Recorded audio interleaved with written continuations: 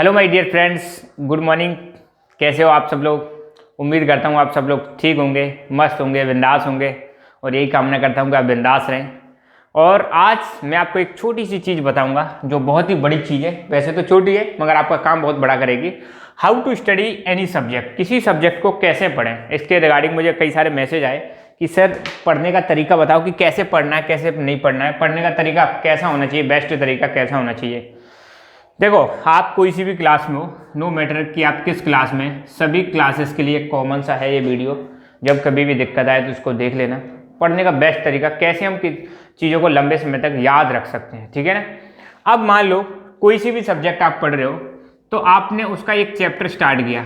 Suppose कोई सा भी आपने उसका चैप्टर स्टार्ट किया, ठीक है ना। तो चैप्टर में उसका कोई ना कोई नेम दे रखा होगा। पहले तो समझो यार इसका नेम क्या है चैप्टर का, ठीक है। जस्ट इसको एक एग्जांपल लेके मैं अगर बताऊं, सपोज आपने एसएसटी ले ली। क्या ले ली? एसएसटी।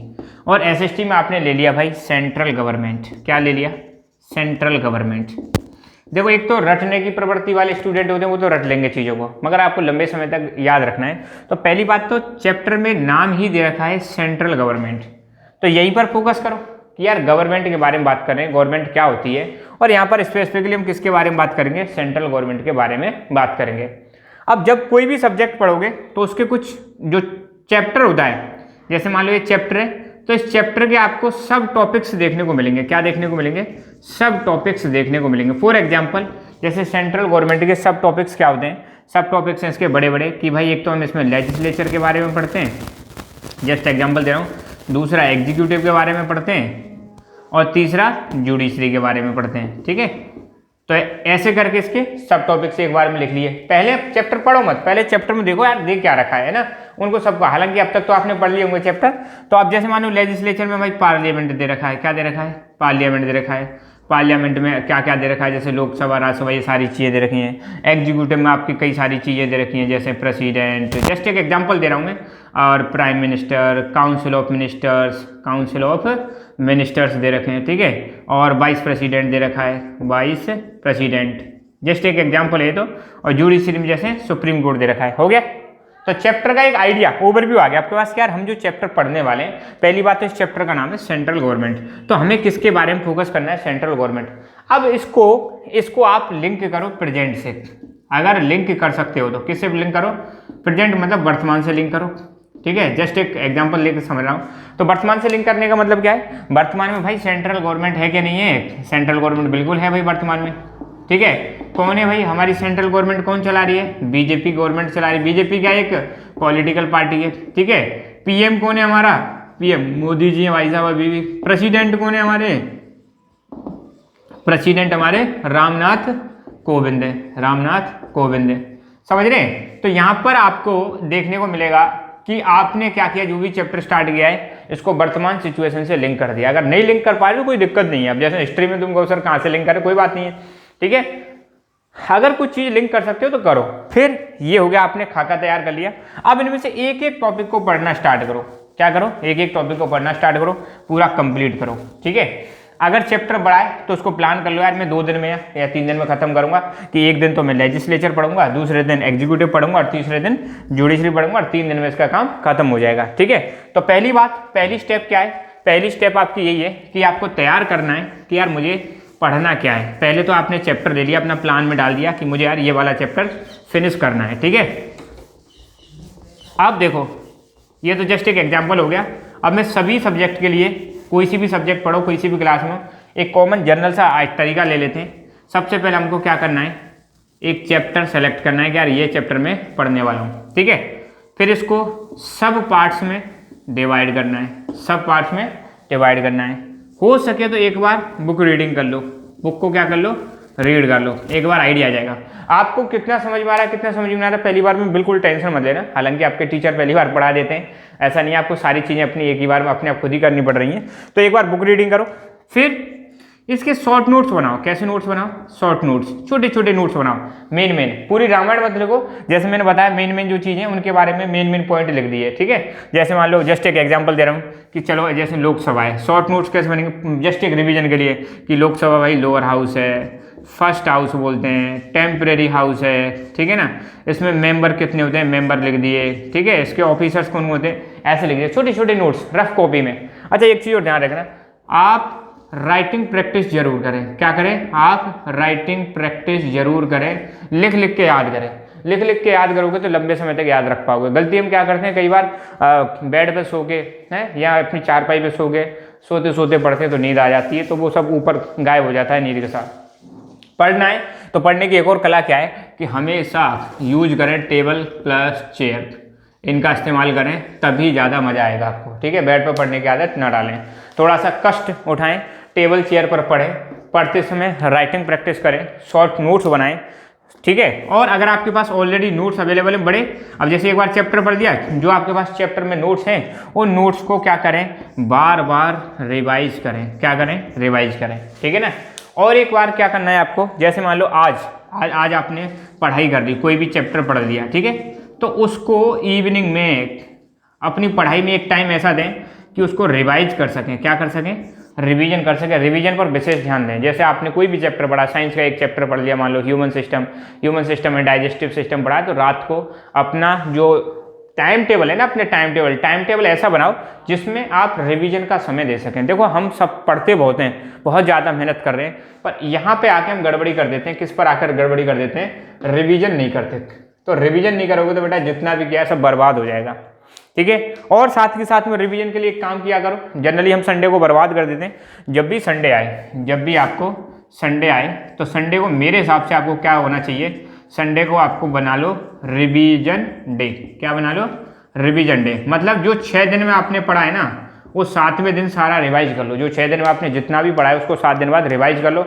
अगर हर संडे को आपने क्या कर लिया, उसको रिवीजन डे मान लिया, तो समझ लो आपकी मौज होने वाली है, ज़बरदस्त इंप्रूवमेंट होने वाला है आपकी परफॉर्मेंस में।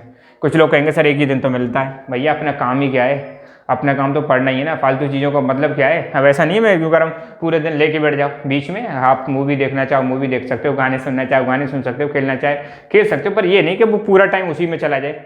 2-2.5 घंटे अपना एंजॉय कर सकते हो, उसके बाद आपका पूरा टाइम रिवीजन पे होना चाहिए।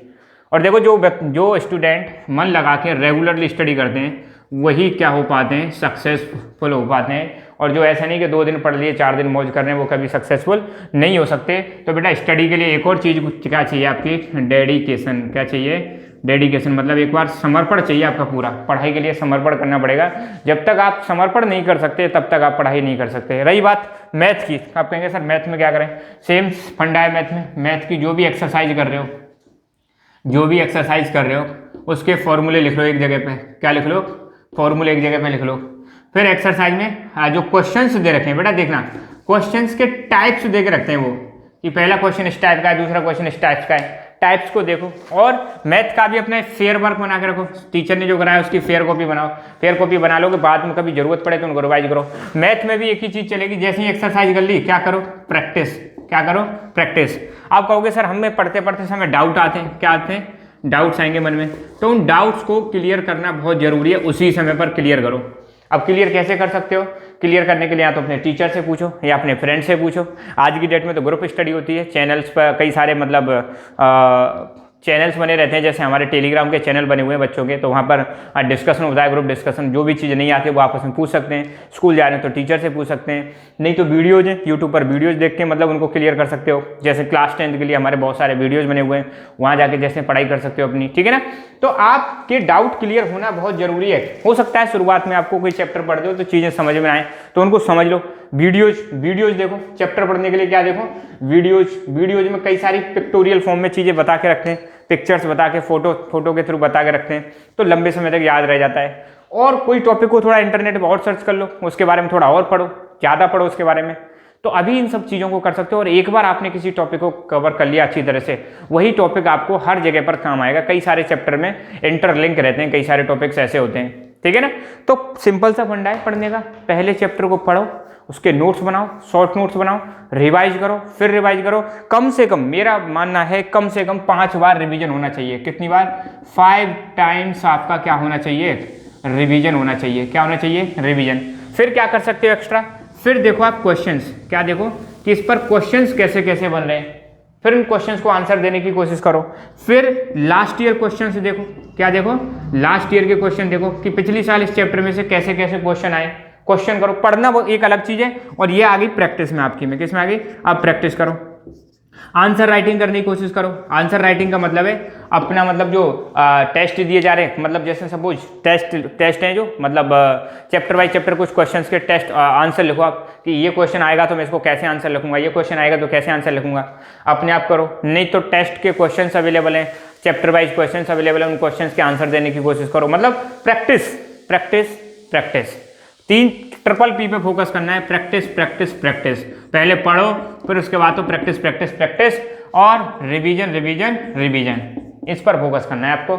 मजा आएगा आपको, मैं बता रहा हूँ, कोई दिक्कत नहीं आएगी, ठीक है ना। तो बस ऐसे करके हर सब्जेक्ट को आप पढ़ सकते हो, कोई सी भी क्लास में हो, किसी भी जगह पे हो। SST की और बात करूँ मैं, मैप्स पर फोकस करो। मैप है तो मैप्स की भी क्या करनी पड़ेगी, प्रैक्टिस करनी पड़ेगी। मैप्स में पहले भारत के जैसे इंडिया के जो 28 स्टेट्स हैं उनके बारे में पता लगाओ, उनकी कैपिटल्स लर्न करो, भर भर के बार बार देखो। अपने सामने एक मैप का वो लगा दो, पेस्ट कर लो इंडिया का मैप, ठीक है ना। टेबल जहाँ स्टडी टेबल है वहाँ पर चिपका लो, उसको डेली देखो, प्रैक्टिस करो। कुल मिला के बात ये है कि अल्टीमेटली मेहनत आपको ही करनी पड़ेगी, कोई और दूसरा आपकी हेल्प नहीं करने वाला है। दूसरा सिर्फ आपको गाइड कर सकता है, आपको समझा सकता है, हथियार आपको ही उठाना है, चलाना भी आपको ही है, सिखा सकता है दूसरा वाला, ठीक है ना। कोशिश करो सारी चीज़ें लिख के करो। मोबाइल में स्क्रीनशॉट लेके उसको रखो मत फ्यूचर के लिए, क्या स्क्रीनशॉट ले लिया चलो पीछे कर लेंगे, पीछे कभी नहीं आएगा। डू इट नाउ, क्या करना है, डू इट नाउ। जो भी काम करना है अभी करो, पीछे के लिए मत छोड़ो, क्योंकि पीछे तो फिर कभी कल तो आता ही नहीं है, ठीक है। तो मैं उम्मीद करता हूँ कि आपको ये चीज़ समझ में आ गई होगी, कैसे पढ़ना है कैसे नहीं पढ़ना है, और बार बार इसको मतलब अपनाओ, अपनी लाइफ में प्रैक्टिस करो, हर सब्जेक्ट में इसको लागू करो।